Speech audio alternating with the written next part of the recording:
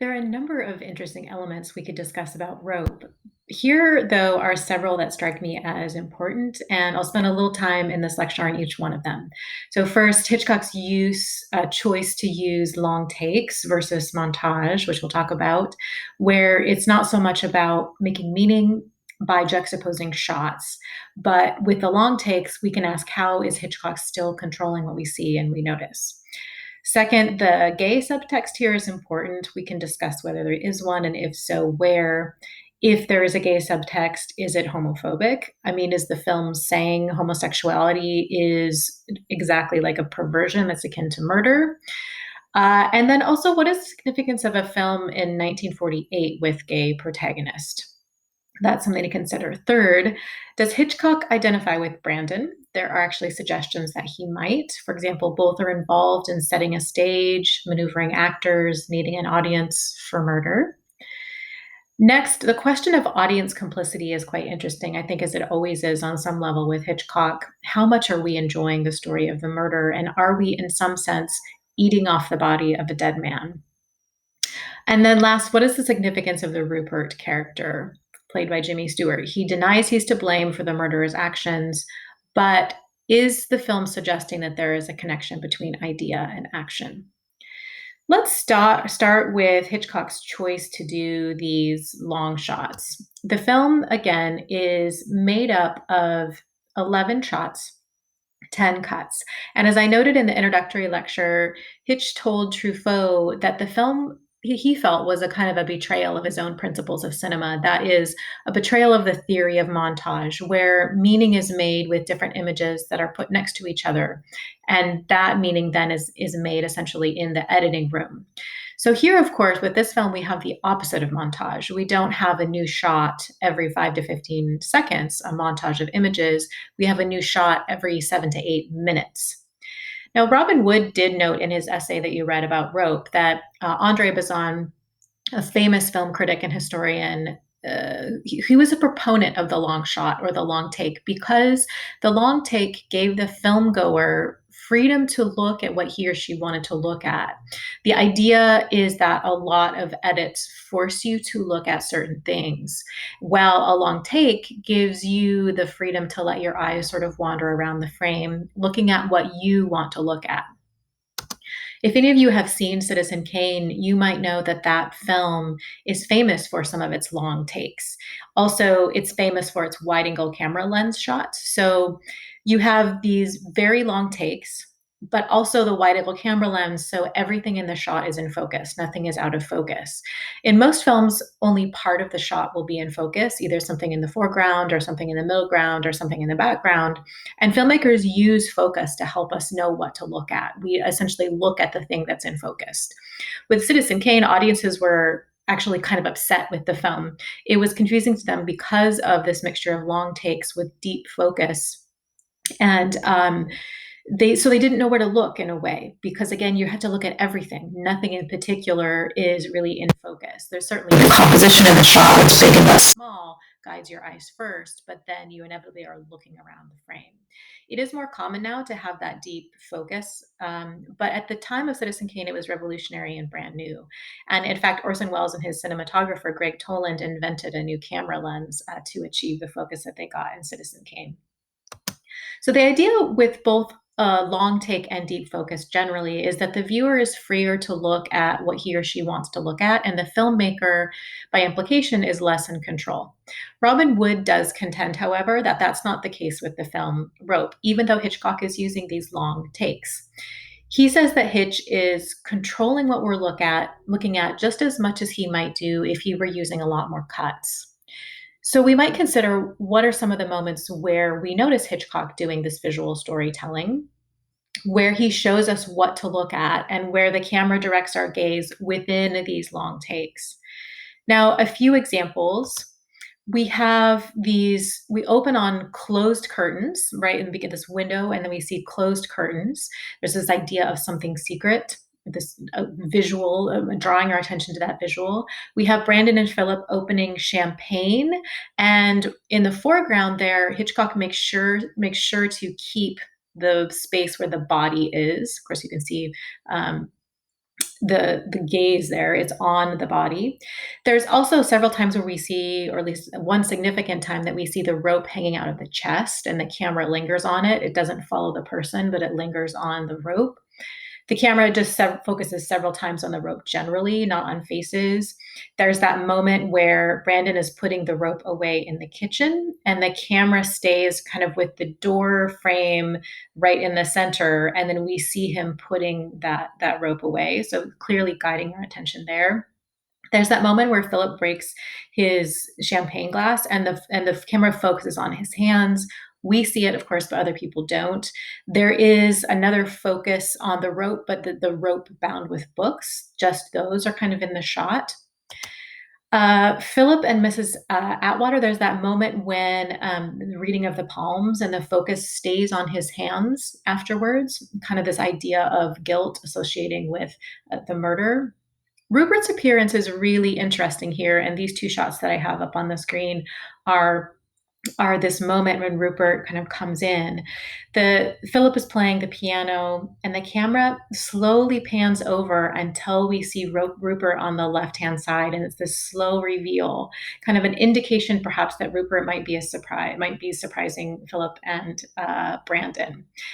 Also, the moment when they're discussing the chicken strangling, there's this focus on Rupert's face, and it's pretty clear that focus then, that he's thinking something is odd about this discussion, or he suspects something, and we see him notice that there's something strange going on here. Few other examples of how the camera is directing our gaze. So others are talking about where David is, and they are off screen. And we watch Mrs. Wilson doing these mundane things, clearing off the chest. And of course, the chest is staying in focus there. That's a beautiful moment of suspense, of course, too, where we're wondering what's going to happen when she finally clears it all off. And then it's basically the body is getting more and more kind of uncovered.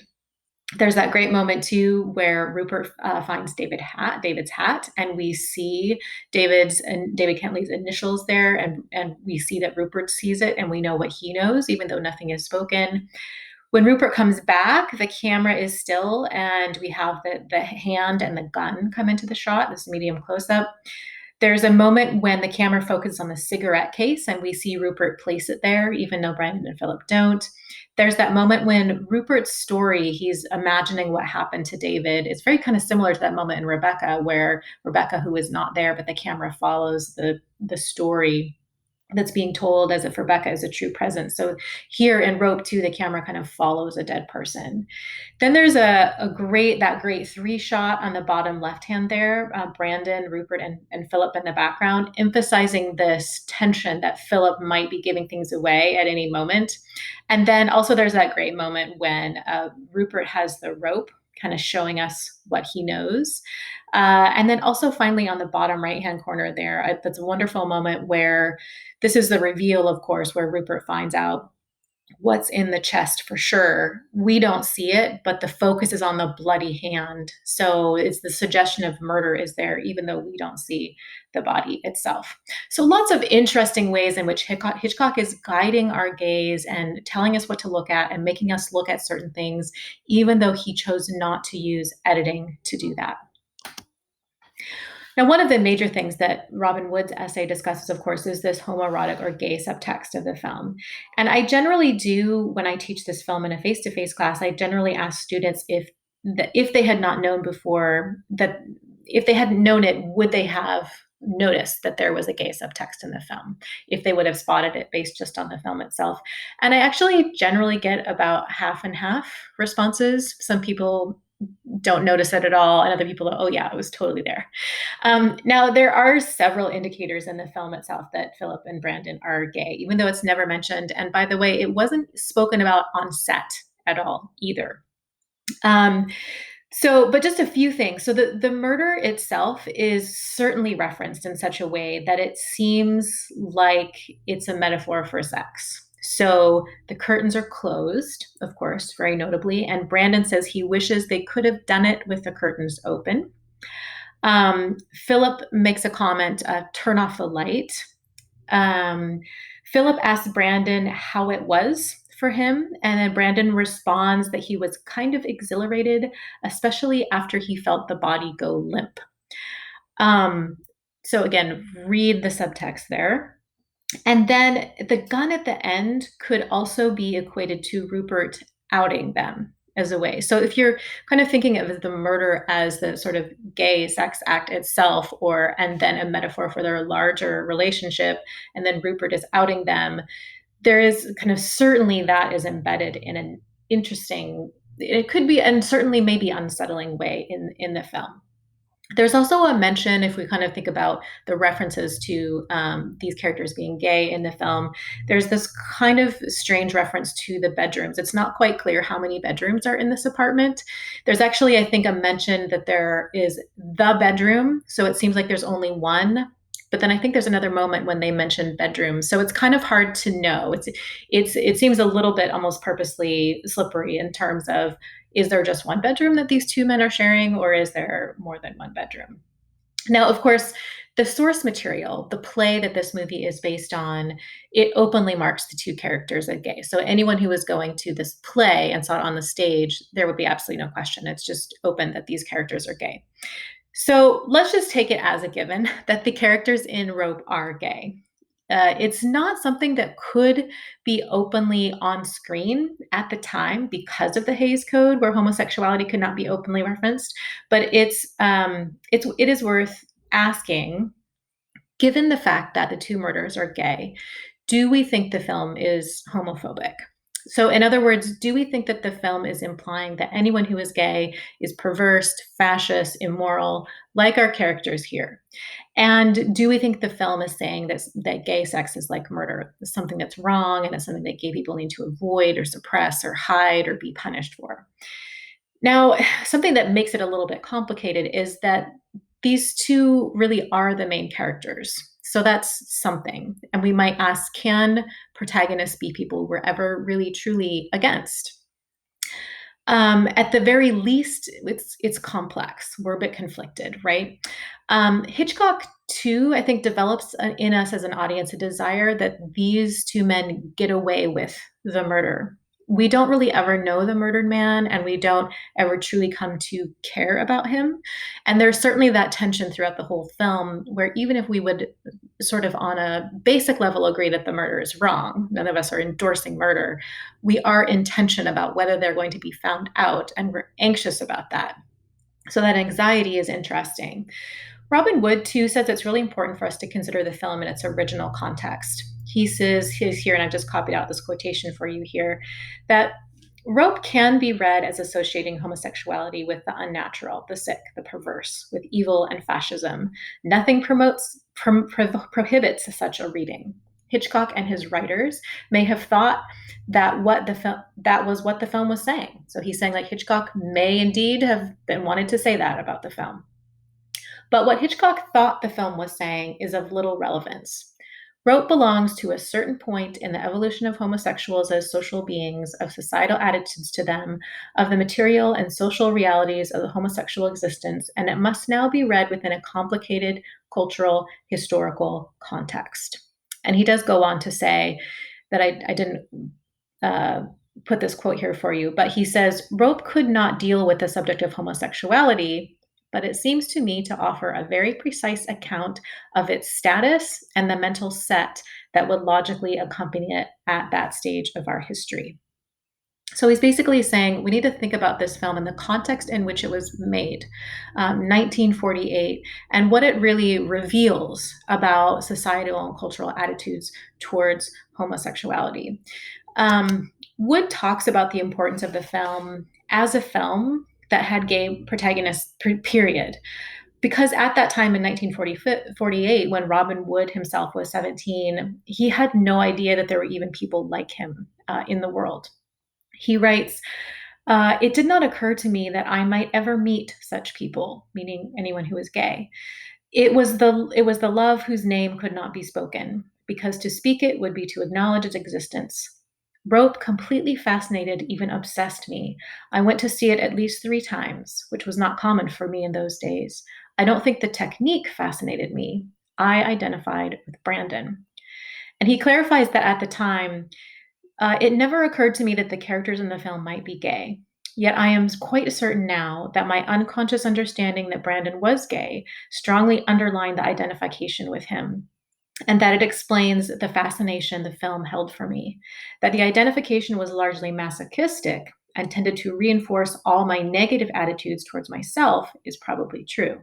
Yet, no other film had ever given me a character with whom I could identify in quite that way, certainly not a leading character. So I think Robin Wood's here reflections are just really, really lovely and moving. I mean, essentially saying, here he was given a character that was like himself, that he could identify with, and there was a kind of a catharsis and a affirmation in that, even if the film itself was maybe reinforcing negative attitudes that he was fighting against about who he was. Well, Robin Wood's discussion about the film what it reveals about the attitudes towards homosexuality at the time is also really, really important to note. And this is a little bit long. I know you've read it already, but I think it's worth just dwelling on a little bit here and reading again together. So Wood says, what the film conveys so impressively and so accurately is the intensity with which Brandon and Philip hate each other. For brought up and conditioned to detest ourselves, that is, gay people, how could we love each other? Each seeing in the other a reflection and constant reminder of his own sickness and evil. Hence the fascism, hence the murder.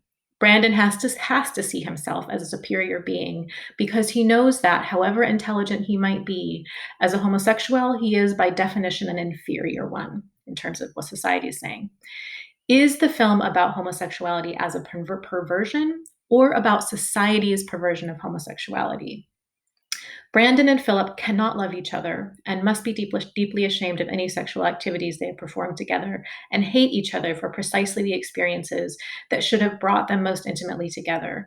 They commit a sexual act that society, if it forbids and punishes it, at least condones to the extent that it can be represented on the cinema screen before a mass audience, the murder of David Kentley.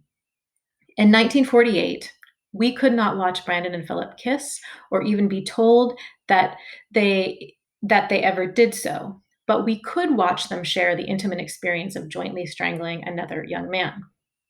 If the nature of the murder as a sexual act if the nature of the murder as a sexual act is not clear from the outset, it becomes so from their reminiscence of it as Brandon tried to open the champagne bottle later in the same take. Philip asks him how he felt. Brandon, his hands struggling with the cork in a manner that evokes at once strangulation and masturbation and impotence, replies that his real excitement came at the moment when David's body went limp, namely at the evidence of orgasm. The image of the champagne bottle can be read as the clearest, though heavily coded, information as to what Brandon and Philip actually do. Self masturbation rather than intercourse. The action vividly suggests the inherent shame and frustration that characterize the relationship, a kind of socially imposed impotence. Ultimately, it was society that was responsible for David Kentley's death. And if the film does not and cannot say this, it can, however, inadvertently supply the evidence and that enables us to say it. So I think this is a really kind of complicated and interesting idea that essentially is going on in this film, and that Robin Wood, I think, is really helpfully fleshing out for us. That essentially the film reveals kind of social attitudes at the time.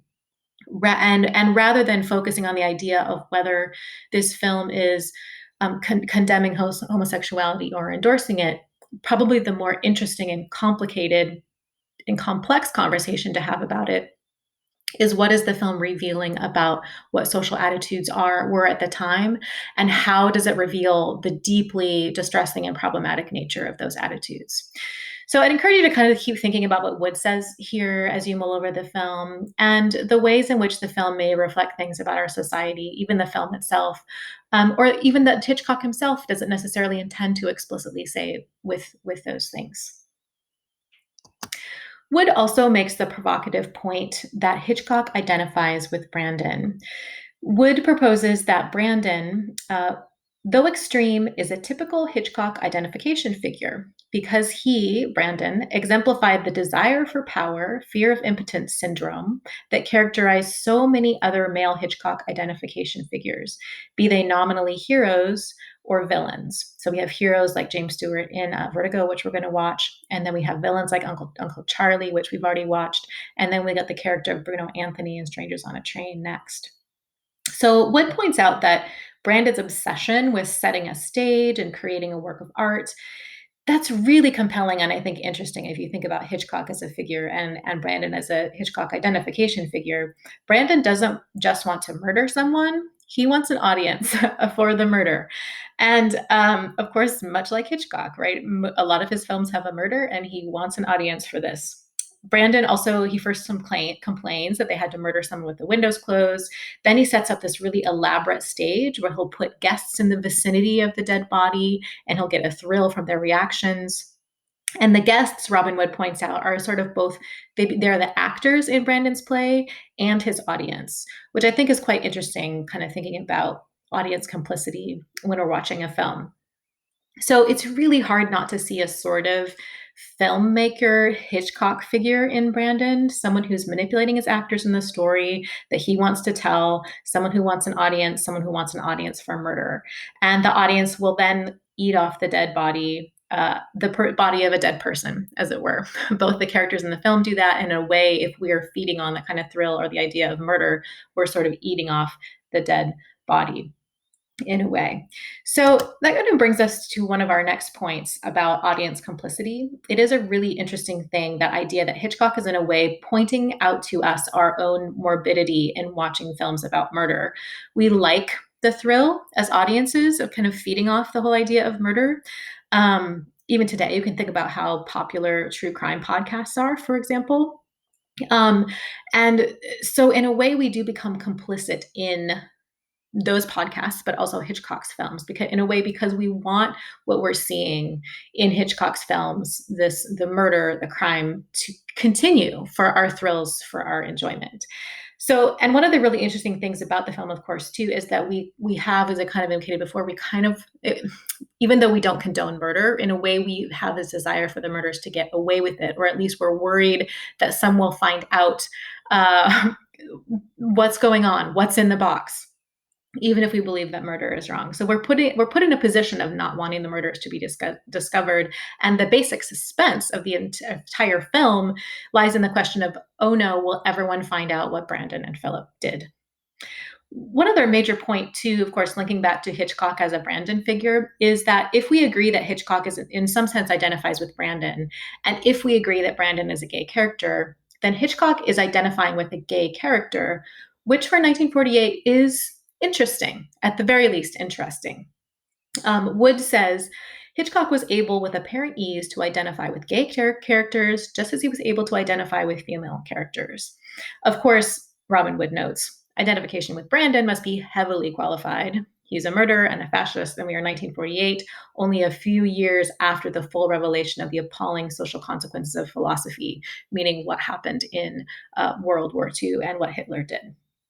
So heavily qualified, but again, interesting if Hitchcock is identifying with Brandon as a gay character.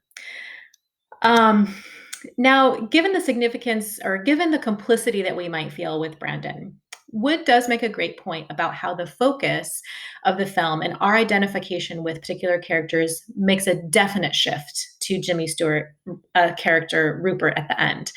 Rupert does have to acknowledge that he has been complicit in the murder by planting the ideas in Brandon and Philip's minds, kind of maybe in the same way that we can acknowledge we've been complicit in wanting the murder as audience members. And in terms of linking Rupert specifically to the murders, the film gives us a number of visual ties between idea and murder. The main one as a symbol is kind of the way that these books, like something that have ideas in them, are tied with a rope, which references murder. So there's kind of this strong link between ideas and murder, books and rope. We will actually see a similar exploration of how thought and action are linked to each other, and whether the thought makes the person guilty as the action does. We will see that in Strangers on a Train. And there's a definite confusion there between whether someone should be as to blame as the person who thought of the idea. Should they be as to blame, or even wanted the idea? Are they as much to blame as the person who actually carried out the actions? So we'll see that again even more in Strangers on a Train. I do think it is significant that Rupert doesn't fire the gunshots at the very end and then run away. He sits there in the apartment waiting for the police to come, waiting for the consequences maybe. So there's a maybe a hint that he's guarding David Kentley's body, of course, and he seems like he's interested in justice. But it is interesting that he sits there and perhaps waits for his own judgment in a way as well. So there's so much more we could talk about this film, but I think just all of the things that we've been discussing are things that underscore this idea that Hitchcock's films are difficult or morally ambiguous and quite complex. They're full of suspense and tension that we like, and that yet I think we're always left thinking about human nature and our own complicity in whatever its faults are, whether those are kind of revealed to us as what we are as a society or actions of an individual.